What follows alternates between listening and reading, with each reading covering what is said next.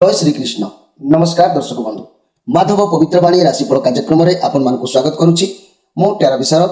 प्रिय दर्शक बंधु, आज मुझे आपण मानक कहबी टैरोट कार्ड माध्यम मोर प्रिय सिंह राशि विषय में बैशाख मासर संक्रांति ठारू कौन सब प्रभाव रहिबो, किपरि समय अतिबाहित हबो, ए बैशाख मासर कौन लाभ कौन क्षति से सब संपर्क में मो कार्ड माध्यम पांचटी कार्ड संग्रह करी पंच महाभूत तत्व अनुसार मु आपण मानक कहबी जे कि से पांचटी कार्ड चारोटी सप्ताह मासटी शेष होगा सहित आउ एक्स्ट्रा मेसेज भाव में कौन कार्ड आसो से संपर्क में कहबी। मन रखु षड़चक्र विषय आप जानतु आम देह भर कथा सुष्मा स्नायु 6टी स्नायु चक्र संयोग रही से गुड़िक है मूलाधार चक्र, स्वादिष्ठान चक्र, मणिपुर चक्र एवं अनाहत चक्र, विशुद्ध चक्र, आज्ञा चक्र एवं सहस्रादल चक्र। यही षड़चक्र को जाग्रत मनीष कर बहुत अलौकिक शक्तिर अधिकारी हो पारे। गुड़िक अवस्थान है कौ स्थान में आप ध्यान दिंतु। मूलाधार चक्र या पृथ्वी तत्व गुप्तांग सीधारे अवस्थित होता है, तेणु जहाँकि स्वादिष्ठान चक्र मूलाधार चक्र प्राय 4 इंच आंगुड़ी 4 आंगुड़ी उपर को मूत्राशय गर्भाशय सीधारे यही चक्र रही। मणिपुर चक्र नाभि प्रदेश सीधारे यही चक्र रही। अनाहत चक्र 2 फुसफुस निकट में यह अवस्थान होती। आज्ञा चक्र ललाटर 2 भ्रूलता मध्य रही एवं सहस्रादल चक्र भ्रुकुटी प्राय 3 इंच ऊपर को मस्तिष्क मध्य अवस्थित। जहाँ सब चक्र अच्छी ये चक्र दर्शन मनीष करें मन प्राण पूर्ण रूपे परितृप्त हुए, तेबे ब्रह्मचर्या रक्षा हुए, तेबे यही सब दिव्य रूपर दर्शन मिले आउ अंत चेतना जागृत हुए, साक्षात ब्रह्म दर्शन मनीष पाए आउ अपार आनंद लाभ हुए, दृष्टि प्राप्त हुए एवं साधक गोटे स्थान में रही सारा जगत को देखिपारे। भोक शोष रोग शोक जरा मृत्यु आदि प्रभाव साधक उपर केबे भी पड़े नहीं, से हो जाए दिव्य चेतनाधारी महापुरुष। तेणु से महापुरुषंकर आशीर्वाद आम आज पंच महाभूत अनुसार पंच तत्वर अनुसार 5टी कार्ड को आम संग्रह करवा। मोर प्रिय सिंह राशि व्यक्ति मान पृथ्वी आप तेज वायु आकाश यही पंच भूतर कार्ड को आम देखा कौन आसूची मोर प्रिय सिंह राशि व्यक्ति मान। जय श्री कृष्ण।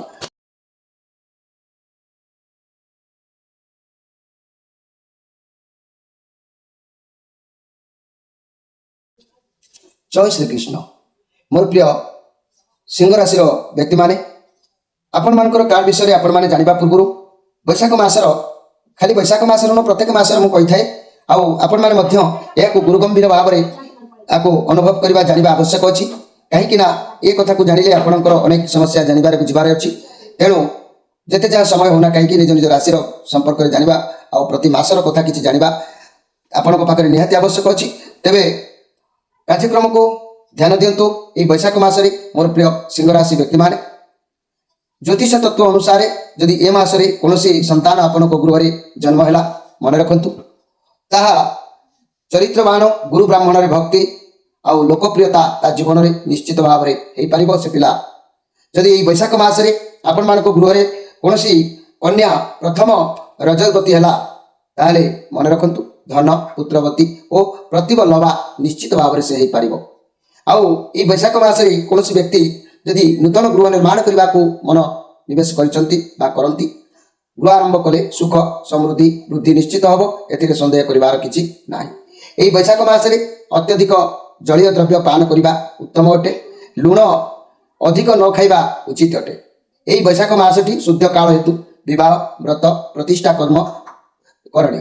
तेणु जितेबाला विवाह कथा आसूची जो पुओ झील मानकर भाई भाई मानकर विवाह बयस उपयुक्त होकर रविशुद्धि गुरुशुद्धि होते निश्चित से विवाह करेंगे।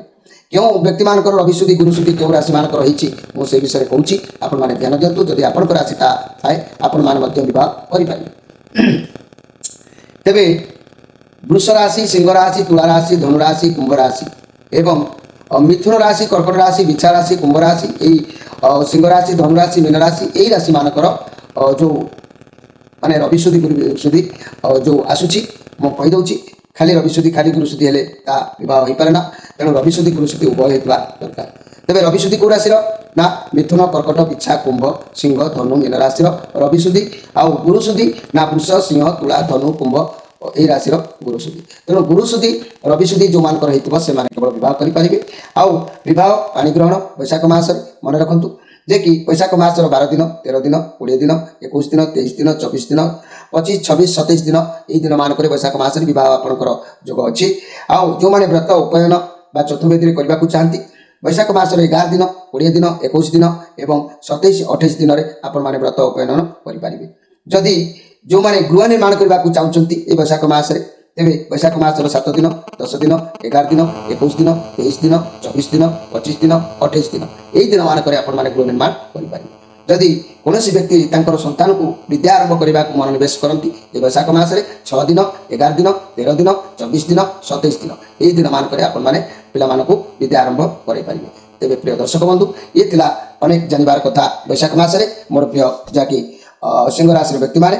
ତେବେ ଚାଲନ୍ତୁ ଆପଣମାନଙ୍କ କାର୍ଡ କ'ଣ କହୁଛି ଆମେ ଦେଖିବା। ବୈଶାଖ ମାସର ପ୍ରଥମ ସପ୍ତାହର କାର୍ଡ ମୋର ପ୍ରିୟ ସିଂହ ରାଶି 10-5 ମଘା ନକ୍ଷତ୍ର 11-5 କୁମ୍ଭ ଫାଲ୍ଗୁନୀ ନକ୍ଷତ୍ର 12-5 ଉତ୍ତରା ଫାଲ୍ଗୁନୀ ନକ୍ଷତ୍ର ତିନୋଟି ନକ୍ଷତ୍ରରେ ବିଭକ୍ତ ଥିବା ସିଂହ ରାଶିର ବ୍ୟକ୍ତିମାନଙ୍କ ପାଇଁ ପ୍ରଥମ କାର୍ଡ ବୈଶାଖ ମାସରେ କ'ଣ କହୁଛି। 10 ଅଫ୍ ପେଣ୍ଟାକ୍ଲସ୍। କୌଣସି କାମ କରିବାକୁ ଆପଣ ମନରେ ସଂକଳ୍ପ ନେବେ। ପ୍ରଥମ ମନେ ରଖନ୍ତୁ ଯେକୌଣସି କର୍ମ କରନ୍ତୁ ନା କାହିଁକି ପ୍ରଥମ ମୂଳଦୁଆକୁ ଷ୍ଟ୍ରଙ୍ଗ କରନ୍ତୁ କାର୍ଯ୍ୟ ସଫଳ ହେବ। ଆପଣଙ୍କ ପାଖରେ ପରିବାରର ସପୋର୍ଟ ରହିବ। ଫ୍ୟାମିଲି ମେମ୍ବରଙ୍କ ସହ ଖୁସି ରହିବେ। ପଇସା ମିଳିବାର ଯୋଗ ଦେଖାଦେବ। ଫ୍ୟାମିଲିର ଦାୟିତ୍ୱ ରହିବ। ପରିବାରରେ କୌଣସି ଉତ୍ସବ ହୋଇପାରେ। ଟଙ୍କା ପଇସାର ଅଭାବ ରହିବ ନାହିଁ। ତେଣୁ ମନି କ୍ୟାରିୟର ବ୍ୟବସାୟ କଥା କହିଲେ ଫ୍ୟାମିଲି ସହ ମିଶି କୌଣସି ବ୍ୟବସାୟ ଆରମ୍ଭ କରିପାରନ୍ତି। ଆପଣଙ୍କ ଠାରୁ କେହି ଉପଦେଶ ନେଇପାରନ୍ତି। ସବୁ କାର୍ଯ୍ୟ ଠିକଠାକ ଭାବରେ କରିବେ। ପେନସନ ରିଟାୟାରମେଣ୍ଟର ପ୍ଲାନ୍ ବି କରିବେ। ବୋନସ୍ ମିଳିପାରେ। ଚାକିରି କ୍ଷେତ୍ରରେ ମଧ୍ୟ ପ୍ରଥମ ପର୍ଯ୍ୟାୟରେ ଭଲ ରହିବ। ଯଦି ପ୍ରପର୍ଟି ଜାଗା କୌଣସି ଜିନିଷ କିଣାବିକା କରିବାକୁ ଚାହୁଁଛନ୍ତି ତାହା ଆପଣଙ୍କ ପାଇଁ ଉଚିତ ମଧ୍ୟ ରହିବ। ତେଣୁ ମୋର ପ୍ରିୟ ସିଂହ ରାଶି ବ୍ୟକ୍ତିମାନେ ବୈଶାଖ ମାସର ପ୍ରଥମ ସପ୍ତାହ କାର୍ଡଟି ଆପଣଙ୍କ ପାଇଁ ଉଚିତ ମୂଲ୍ୟର କାର୍ଡ ଆସିକି ପହଞ୍ଚିଛି। ତେବେ ବୈଶାଖ ମାସର ଦ୍ୱିତୀୟ ସପ୍ତାହ କାର୍ଡ ଦେଖିଲେ ଏ ହେଉଛି ଜଷ୍ଟିସ୍ କାର୍ଡ। ତେଣୁ ये न्यायदाता ये कार्ड को दर्शाऊँ बहुत बढ़िया कथा। आपणकर कौन समस्या चलुला ता अति शीघ्र आपणकर विजय हबार जोग देखा दूँ। किंतु मन रखु आपण कर्म हिसाब से आपको किंतु फल मिल विजय हवा कथा कहले खाली होने कर्म अनुसार फल मिल। आपण साथी अन्याय हे ना कारण आपण हृदय बहुत बर्तमान सफा अच्छी आउ जहाँ किसी कार्य करुँच निज बुद्धि कर सफल होती कारण आप एमती व्यक्ति आप आज अन्याय करेंगे ना कि क्या साथी अन्याय हवा देवे ना सप्ताह आपन को न्याय मिल। किंतु पूर्व जदि कार अन्याय करते अन्याय फल आपको मिल न्याय करते न्याय फल मिल। तेणु घर परिवार दाम्पत्य जीवन किसी समस्या आते समाधान हम रिलेसन उत्तम व्यवसाय मान सफल व्यवसाय करने मन ठीक ठाक रखिए। छात्र छात्री मैंने पढ़ार मन रखिए। जदि भी रिजल्ट बाहर थाए पिला मानक सफल निश्चित भाव में मिल। किंतु मु बारंबार कहूँ द्वितीय सप्ताह कार्ड आपण जस्टिस कार्ड आसी पूर्व जदि आप न्याय कर्म करेंगे तार फल आपको मिल। जदि अन्याय असत्कार मन व्याघात सृष्टि करेंगे आपंकर विचार आसो। तेज चलतु बैशाख मासर तृतीय सप्ताह कार्ड टी देखा। तृतीय सप्ताह कार्ड कहले ये हूँ the devil card negative card अच्छी। ये कार्ड को टैरो डैगर सबुठ बड़ भयंकर नेगेटिव कार्ड कहुए। आपड़ सावधान टिके तृतीय सप्ताह भितर रुहतु मोर प्रिय सिंह राशि। आपण पाखे कौन खराब शक्ति कि खराब लोक रोचे जे कि आपण कार्य को आपण जिनिस को सब बेले खराब करने चेष्टा करुँच। आपण भावुंट एम साथ छाड़देवे दूरे जी किंतु आपण कबल बाहरी पारे ना। आपण भितर किसी खराब शक्ति कार्य रही पारे नचेत बाहर कौन खराब व्यक्ति हो पारती कि कुसंग पारे। यथाशीघ्र एभली खराब अभ्यास को परिवर्तन करूँ मोर प्रिय सिंह राशि। मंगल निश्चित आपंकर हम। आपण वर्तमान नूतन कार्य किसी शुभारंभ करूँ ना। ये तृतीय सप्ताह घर परिवार दाम्पत्य जीवन अशांति समय देखादेव। बाक संयमता रक्षा करूँ।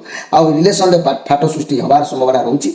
व्यवसाय माने मंथर गति व्यवसाय कर जो देखादेव। ये नेगेटिव कार्ड अच्छी टैरो डैगर ये नेगेटिव कार्ड। एठारे डेविल माने शैतान अर्थात दिमाग खराब चित्र आसूची। मानसिक टेंशन चिंता लगी समस्त को निज आयत रखा चाहते एपरी मनर भावना त्याग कर दिंतु मोर प्रिय सिंह राशि व्यक्ति मैंने जो थे कि घाटी होती बाहरी आसतु कारण आपड़ ता ना पावरलेस अनुभव करेंगे। आपण कंट्रोल कौन जिन रहा आपण कंट्रोल जदि भी कौन जिन न रोचे से बाहरी जातु। आप खराब कई कहींपारती क्रिटिसाइज कई आपको कहींपारती लोक आपको ठकी पारती कौन जिन दरकार अधिक व्यवहार करूँ ना। चाकरी क्षेत्र में खुशी रे ना आपन को लगे जमी आप स्वतंत्र भाव में फसी जाइए। व्यवसाय को लेकिन खराब मनोभाव आसो और समस्त साथी मिसवा आदौ भल नुह। भावी चिंती क्या सहित निज कथा सेयार करूँ पैसा को खर्च करूँ भावी चिंती चिंताग्रस्त रे। कि निशा द्रव्य ठारू ଦୂରେଇ ରୁହନ୍ତୁ। ଖରାପ ଭାବନା ମନକୁ ଆସୁଛି ଯାହାଦ୍ୱାରା କାର୍ଯ୍ୟରେ ବାଧାପ୍ରାପ୍ତ ହେବ। ପ୍ରାଣାୟାମ କରନ୍ତୁ। ନିଜ ବିଷୟରେ ଖରାପ ଭାବନ୍ତୁ ନାହିଁ କି ଖରାପ କୁହନ୍ତୁ ନାହିଁ। ପୁରୁଣା ବା ପୂର୍ବତନ ଯାହାକୁ ଦୀର୍ଘ ଦିନର ସମ୍ପର୍କରେ ଆପଣ ରଖିଥିଲେ ତାହାକୁ ଆପଣାର କରନ୍ତୁ। ଆପଣଙ୍କର ମନ ଆହୁରି ଅନେକ ମାନେ ଯାହାକି ଫ୍ରି ହେବ। ମନର ଅଭିଳାଷ କିଛି ପୂରଣ ହୋଇପାରିବ। ଅନେକ କିଛି କାର୍ଯ୍ୟରେ ସଫଳ ପାଇପାରିବେ। ତେବେ ମୋର ପ୍ରିୟ ସିଂହ ରାଶିର ବ୍ୟକ୍ତିମାନେ ଇଏ ଦ ଡେଭିଲ୍ କାର୍ଡ଼ ଅଛି। ତୃତୀୟ ସପ୍ତାହଟିକୁ ବହୁତ କେୟାରଫୁଲ୍ ଭାବରେ ସମୟ ଆପଣ ଜଗି ରଖିକି ଚାଲିବା ଦରକାର ଅଛି। ଏବେ ଆସନ୍ତୁ ଦେଖିବା ଚତୁର୍ଥ ସପ୍ତାହ card the knight of cup. Knight of cup କହିଲେ ଆପଣଙ୍କ ଲାଇଫରେ କିଛି ନୂଆ ଦିଗ ତାପରେ ପରିବର୍ତ୍ତନ ହେବ। ଶେଷରେ ବାହାଘର ସମ୍ବନ୍ଧୀୟ ହେଉ କିମ୍ବା ବ୍ୟବସାୟ ହେଉ, ଚାକିରି ହେଉ ବା ସମ୍ପର୍କ ହେଉ, ଯାହା ବି ପ୍ରସ୍ତାବ ଆସିବ ତାହା ଆପଣଙ୍କ ପାଇଁ ଉଚିତ ରହିବ। ଭଗବାନଙ୍କ ଉପରେ ବିଶ୍ୱାସ ରଖି ତାକୁ ଗ୍ରହଣ କରିବେ ଆପଣ, ଯାହାକି ସଫଳତା ବି ମଧ୍ୟ ଆପଣଙ୍କୁ ମିଳିବ। ଇଏ ପଜିଟିଭ୍ କାର୍ଡ଼ ଆସୁଛି। କିଛି ତ ଉପାୟ ଆପଣଙ୍କ ପାଇଁ ଗିଫ୍ଟ ଭାବରେ ଭଗବାନ ପ୍ରଦାନ କରୁଛନ୍ତି। ଯାହା ବି ହେଉ ଆପଣ ଖୁସି ରହିବେ। ମୋର ପ୍ରିୟ 10-5 ମଘା ନକ୍ଷତ୍ର ସିଂହ ରାଶି, 11-5 ପୂର୍ବା ଫାଲ୍ଗୁନୀ ନକ୍ଷତ୍ର ସିଂହ ରାଶି, 12-5 ଉତ୍ତରା ଫାଲ୍ଗୁନୀ ନକ୍ଷତ୍ର ସିଂହ ରାଶି। ତେଣୁ ଘର ପରିବାର ଦାମ୍ପତ୍ୟ ଜୀବନ ଏହି ସମୟରେ ଭଲ ରହିବ। ରିଲେସନ୍ ତରଫରୁ ଖୁସି ପ୍ରାପ୍ତି ହେବ। କ୍ୟାରିୟରରେ କିଛି ଖୁସି ଜଣାଯିବ। ଆଉ ଅର୍ଥ କିମ୍ବା ଅଫର କିଛି ଆସିପାରେ। ଛାତ୍ରଛାତ୍ରୀମାନେ ପଢ଼ାପଢ଼ିରେ ମନୋନିବେଶ କରିବେ। ତେବେ ଇଏ ତ ଥିଲା ଚାରୋଟି ଯାହାକି ଚାରୋଟି ସପ୍ତାହର ବୈଶାଖ ମାସର କଥା ଆପଣମାନେ ଶୁଣିଲେ। ମୁଁ ଆପଣମାନଙ୍କୁ ଗାଈ ମୋଟର କହିବି, ନୋଟ୍ କରିକି ରଖିବେ। କିନ୍ତୁ ଶେଷ କାର୍ଡ଼ଟିକୁ ଆମେ ଦେଖିବା। ଶେଷ କାର୍ଡ଼ କ'ଣ ଆସିଛି? ଜୟ ଶ୍ରୀକୃଷ୍ଣ। ମୋର ପ୍ରିୟ ସିଂହ ରାଶି ବ୍ୟକ୍ତିମାନଙ୍କ ପାଇଁ ଏଇ ଶେଷ ପର୍ଯ୍ୟାୟର କାର୍ଡ଼ଟି ଆପଣମାନଙ୍କ ପାଇଁ ରେଜଲ୍ଟ। ଏଇ ରେଜଲ୍ଟ ଯାହା ଆସିଥିବ ଆପଣଙ୍କୁ ଫଳ ତାହା ହିଁ ପ୍ରାପ୍ତି ହେବ। ଜୟ ଶ୍ରୀକୃଷ୍ଣ। ଓହୋ, ଦ ହର୍ମିଟ୍ କାର୍ଡ଼। ଇଏ ମଙ୍ଗଳଙ୍କର କାର୍ଡ଼ ଅଛି। ଆପଣ କୌଣସି ମାର୍ଗଦର୍ଶନର ଆପଣଙ୍କୁ ଆବଶ୍ୟକ ରହୁଛି। କାହିଁକି ନା ଆପଣଙ୍କ ଭାବନା ଆପଣଙ୍କ କ୍ଷମତା ବାହାରେ ଟିକେ ଏ ମାସରେ ରହୁଛି।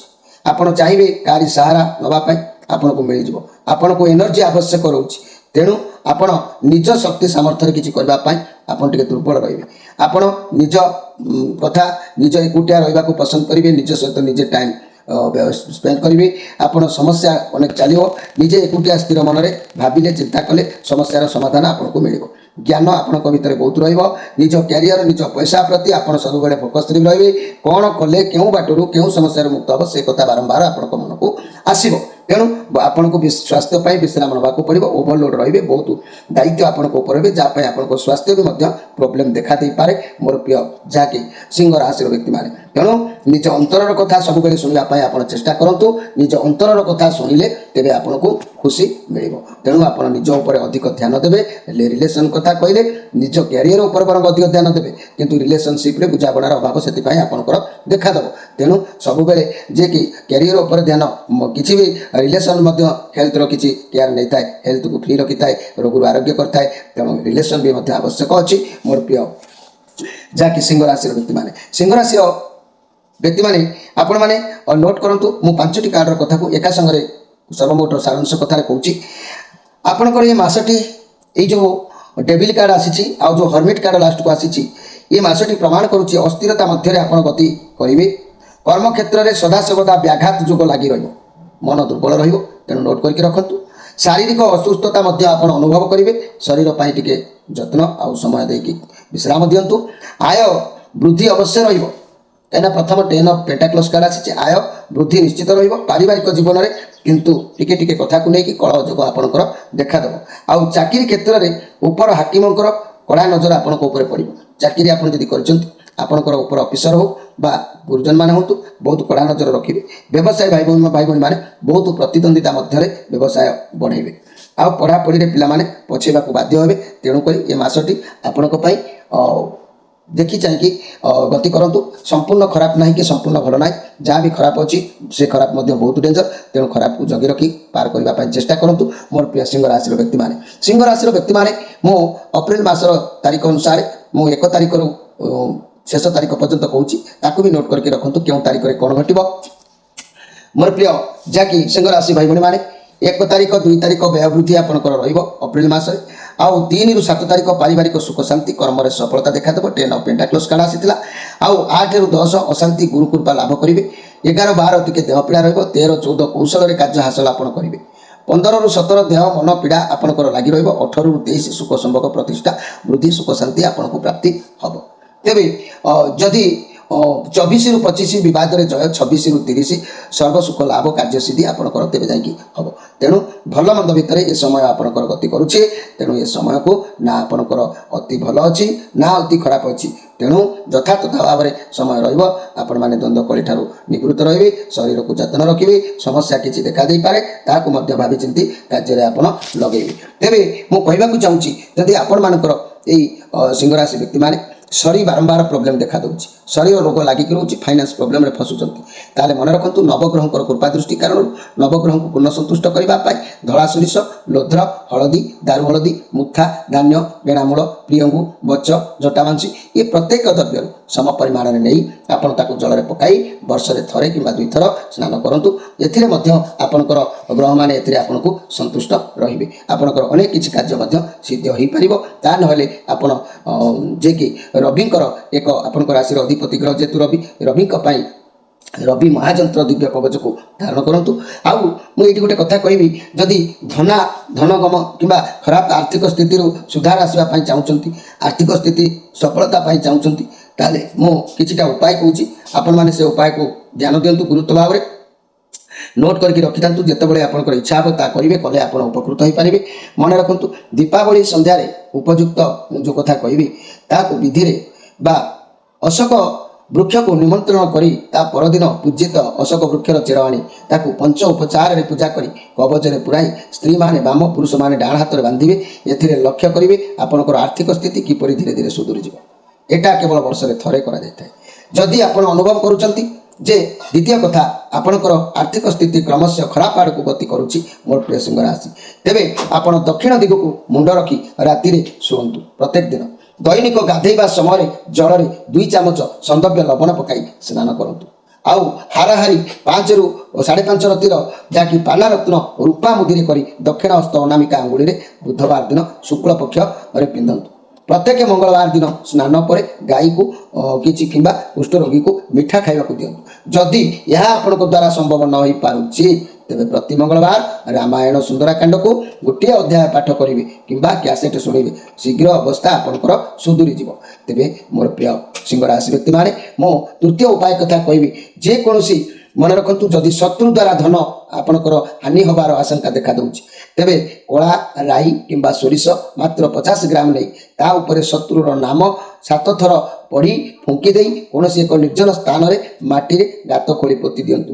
ଏହି ପ୍ରୟୋଗ କୌଣସି ଶୁକ୍ଳ ପକ୍ଷର ଏକମ ଶନିବାର ମାନେ ପ୍ରଥମ ଶନିବାର ଦିନ ପ୍ରୟୋଗ କରିବା ଉଚିତ। ଏହା କଲେ ମଧ୍ୟ ଶତ୍ରୁର ଆପଣମାନେ ଆଉ କିଛି କ୍ଷତି କରିପାରିବ ନାହିଁ। ଏ କଥାକୁ ଆପଣମାନେ ଜାଣନ୍ତୁ। ତେବେ ମୋର ପ୍ରିୟ ଆଉ ଗୋଟିଏ ଉପାୟ କଥା କହୁଛି। ଯଦି କୌଣସି ଉପାୟ କରିବାକୁ ଅସମର୍ଥ ହେଉଛନ୍ତି, ଦାରିଦ୍ରତା ଦୂର କରିବା, ଐଶ୍ୱର୍ଯ୍ୟ ବୃଦ୍ଧି, ବ୍ୟବସାୟର ଉନ୍ନତି, ଆର୍ଥିକ ଉନ୍ନତିର ସମାଧାନ ଯଦି ଆପଣ ସହଜ ଭାବରେ ଆହୁରି କରିବାକୁ ଚାହିଁବେ, ତାହେଲେ ମନେ ରଖନ୍ତୁ, ଶୁକ୍ଳ ପକ୍ଷର ପ୍ରଥମ ସୋମବାର ଦିନ ସ୍ନାନ କଲା ପରେ ନିଜର ଇଷ୍ଟ ଦେବତାଙ୍କୁ ସ୍ମରଣ କରି ପ୍ରଣାମ କରନ୍ତୁ। ଗୋଟିଏ 11 ମୁଖୀ ରୁଦ୍ରାକ୍ଷରକୁ ଗଙ୍ଗା ଜଳରେ ଧୋଇ ହଳଦୀ ରଙ୍ଗ ଫିତାରେ ବା ତାକୁ ଗୁନ୍ଥନ୍ତୁ। ଗୁନ୍ଥିକି ରୁଦ୍ରାକ୍ଷରକୁ ହାତରେ ଧରି ଓಂ ସର୍ବଶକ୍ତିମାନ ଇଷ୍ଟ ଦେବାୟ ନମ ମନ୍ତ୍ରକୁ ଜପମାଳାରେ 108 ବାର ଜପ କରନ୍ତୁ। ପରେ ଦେଖିବେ ତାକୁ ବେକରେ ଧାରଣ କରନ୍ତୁ। ଏହାଦ୍ୱାରା ଆପଣଙ୍କର ଦରିଦ୍ରତା ଧୀରେ ଧୀରେ ମଧ୍ୟ ଦୂରୀଭୂତ ହୋଇଯିବ। ପ୍ରତ୍ୟେକ ଉପାୟ କୁହାଯାଉଛି କର୍ମ କରିଣ ଫଳ ପାଇ ପ୍ରାଣିତା ଅବଶ୍ୟ ବନ୍ଧୁଏ। ଆପଣ ଯଦି କର୍ମ ନ କରିବେ ତାହେଲେ କର୍ମର ଫଳ ମିଳିବା କଷ୍ଟ ହେବ। ତେଣୁ ଆପଣ କର୍ମ ଯେକୌଣସି କର୍ମ ବାରମ୍ବାର ଶୁଣନ୍ତୁ, ଜାଣନ୍ତୁ, ଯେଉଁଟା କରିପାରିବେ ତାହା ହିଁ କରନ୍ତୁ, ନିଶ୍ଚିତ ଉପକୃତ ହେବେ। ମୋର ପ୍ରିୟ ସିଂହ ରାଶିର ଭାଇ ଭଉଣୀମାନେ, ସମୟ ଅତିବାହିତ ହୋଇଛି। ମୁଁ ସ୍କ୍ରିନ୍ ଉପରେ ନମ୍ବର ଦେଇଛି।